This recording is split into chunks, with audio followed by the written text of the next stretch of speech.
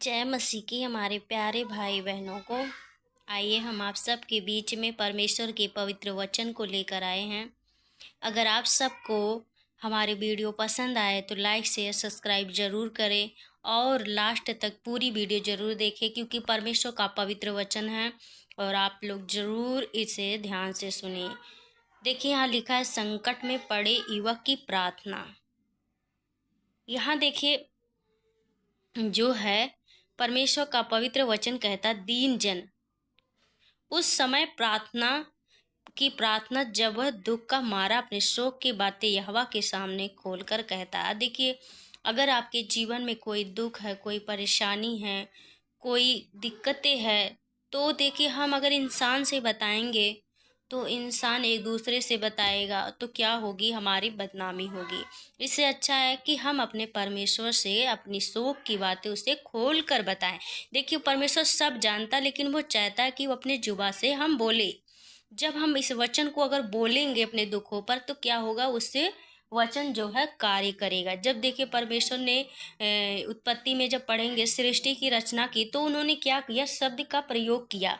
उसने कहा कि दिन हो, उजियाला हो, तो हो गया। तो उसी प्रकार अगर हम अपने संकट के समय अपने परमेश्वर के पवित्र वचन की घोषणा करेंगे, अंगीकार करेंगे, विश्वास रखेंगे, तो हमारी क्या होगी, हमें जो परमेश्वर उससे बचाएगा। तो यहाँ लिखा है, देखिए भजन संहिता 1 से 2 के 1 में लिखा है, हे यहोवा मेरी प्रार्थना सुन, मेरी दुहाई तुझ तक पहुँचे। यहाँ परमेश्वर का वचन कहता कि हे यहोवा मेरी प्रार्थनाओं को सुन। हमें कहना, हे परमेश्वर मेरी प्रार्थना को सुन, मेरी दुहाई तुझ तक पहुँच। जो मैं कह रहा हूँ परमेश्वर तेरे पास पहुँचे परमेश्वर, तो हमें ऐसी प्रार्थना करनी, हे यहोवा मेरी प्रार्थना को सुन प्रभु, मेरी दुहाई तुझ तक पहुँचे, तो हमें ऐसी प्रार्थना करनी है। दूसरे में लिखा है, मेरे संकट के दिन अपना मुख मुझसे ना छिपा ले, अपना कान मेरी ओर लगा, जिस समय मैं पुकारूं उसी समय फुर्ती से मेरी सुन ले। यहाँ देखिए इसमें वचन में गहराई है। देखिए जब दुख में है तो हमें ये कहना चाहिए, परमेश्वर संकट के दिन में अपना मुँह से, हमें ऐसा बनना है ताकि परमेश्वर अपना मुख हमसे ना छिपा ले, और जो हम कहे कि हे परमेश्वर हमें बचा, ताकि वो हमें ना बचाए। तो हमें ऐसा नहीं जीवन जीना है, हमें ऐसा जीना कि जैसे ही हम अपने संकट के समय परमेश्वर को पुकारे तुरंत वो सुन ले और मेरी ओर वो कान लगाए। और हम जिस समय परमेश्वर को पुकारेंगे क्या होगा, उसी समय परमेश्वर सुन लेगा। तो परमेश्वर यही कहता कि हमें क्या करना, भरोसा रखना, परमेश्वर के पवित्र वचन में बने रहना है, हर एक पाप से बुराई से दूर रहना, ताकि जब हम पुकारे तो परमेश्वर हमारी प्रार्थनाओं को सुन ले।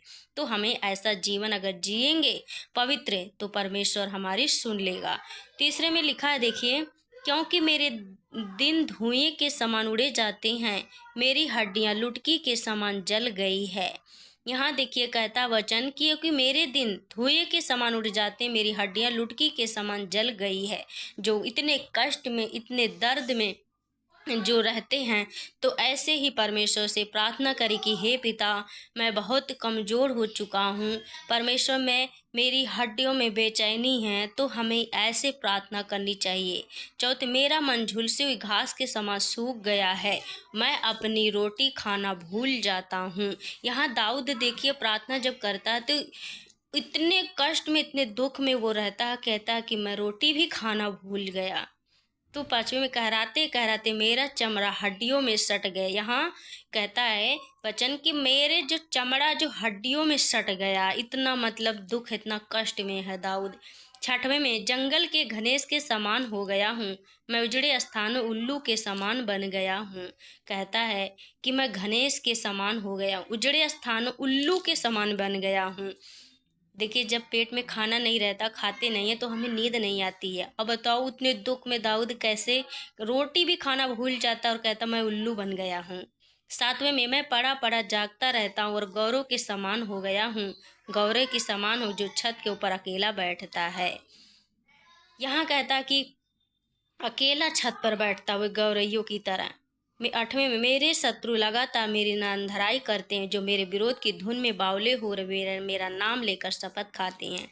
देखिए शत्रु हमारा शैतान है, अगर आपके पीछे पड़ा है, आपके किसी भी काम में हमेशा गलत हो रहा आपके साथ, तो परमेश्वर से प्रार्थना करें। परमेश्वर सच में वो मन को बदलने वाला परमेश्वर है। वो हर चीज़ को आपको संभालेगा। क्योंकि मैं रोटी के समान राख खाई और आंसू मिलाकर पानी पीता हूँ। यहाँ दाऊद कहता कि मैं रोटी के समान राख खाई और आंसू में पानी मिलाकर पिया हूँ। इतना दुख, इतने कष्ट में वो है। क्या हम आज ऐसे दुख में, कष्ट में हैं?